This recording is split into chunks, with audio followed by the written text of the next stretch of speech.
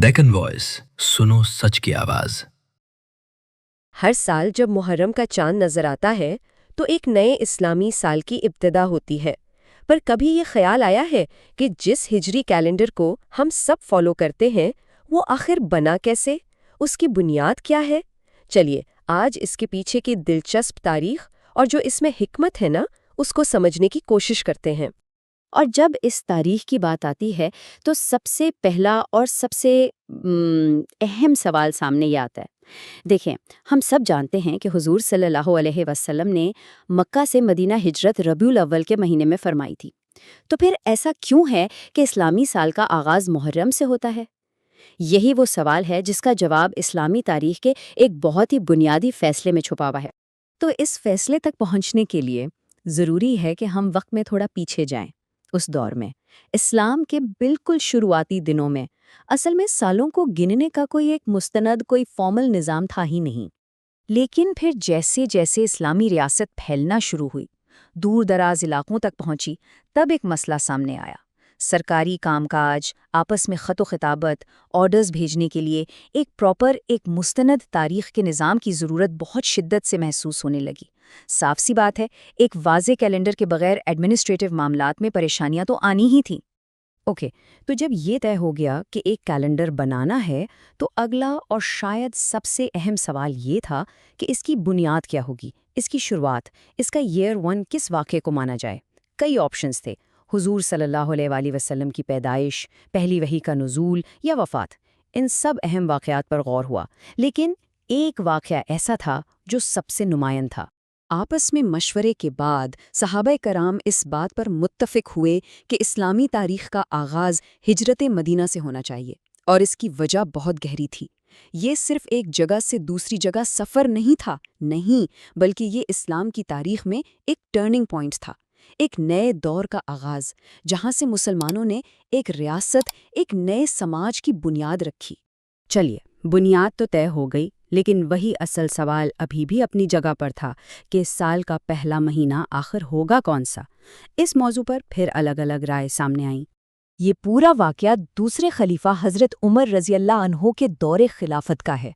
उन्होंने ही इस अहम मसले को हल करने के लिए सहाबा किराम की एक मजलिस शूरा बुलाई, और इसी मशवरे में हज़रत अली रज़ी अल्लाह अन्हो की तरफ से पेश की गई राय वो फैसला कुन साबित हुई। तो इस मशवरे में बुनियादी तौर पर दो ऑप्शन सामने आए। पहली राय ये थी कि साल शुरू किया जाए रबीउल अव्वल से। क्यों? क्योंकि ये वही महीना है जब हुजूर सल्लल्लाहु अलैहि वसल्लम ने हिजरत करके मदीना में कदम रखा था, यानी एक्चुअल इवेंट का महीना। जबकि दूसरी राय मुहर्रम के हक में थी। मुहर्रम इस्लाम से पहले भी अरबों के यहाँ साल का पहला महीना समझा जाता था और इसकी एक खास हुर्मत थी। तो फिर फैसला मुहर्रम के हक में क्यों हुआ? आखिरकार मुहर्रम को ही क्यों चुना गया? इसके पीछे, जैसा कि हम देखेंगे, एक बहुत गहरी हिकमत और एक ऐसी सोच थी जो सिर्फ तारीख लिखने से कहीं बढ़कर थी। इस फैसले के पीछे की पूरी रीजनिंग को समझते हैं। देखिए, बुनियाद तो हिजरत को ही रखा गया, उस पर सब मुत्तफिक थे, लेकिन साल के आगाज़ के लिए एक अलग पॉइंट ऑफ व्यू अपनाया गया। हज़रत अली रज़ी अल्लाह ने ये तजवीज़ दी कि नए साल का आगाज़ हज के बाद होना चाहिए। अब देखें, हज मुकम्मल होता है दुल्हिज्जा में, और उसके ठीक बाद कौन सा महीना आता है? मुहर्रम।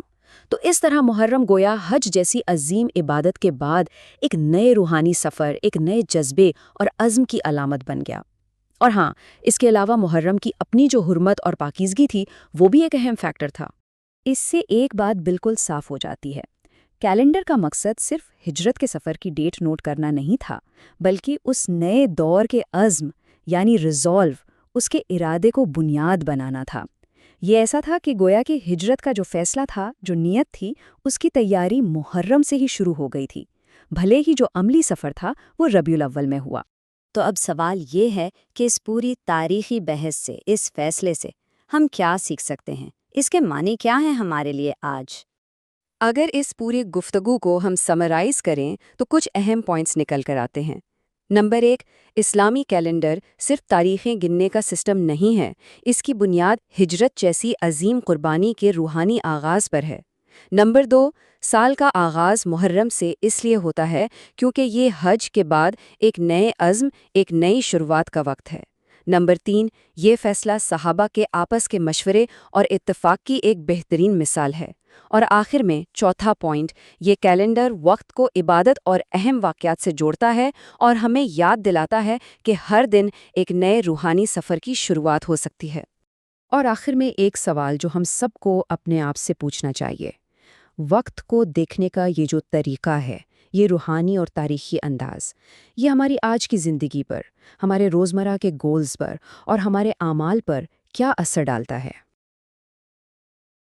اگر آپ کو ویڈیو اچھا لگا تو ویڈیو کو لائک اینڈ سبسکرائب کریں، اور نیکسٹ آپ کون سا ویڈیو دیکھنا چاہتے ہیں کامنٹ کر کے بتائیں۔ اور ہاں، ڈیکن وائس نیوز کے چینل کو سبسکرائب کرنا نہ بھولیں اور لیٹسٹ اپڈیٹ سے اپڈیٹ رہیں۔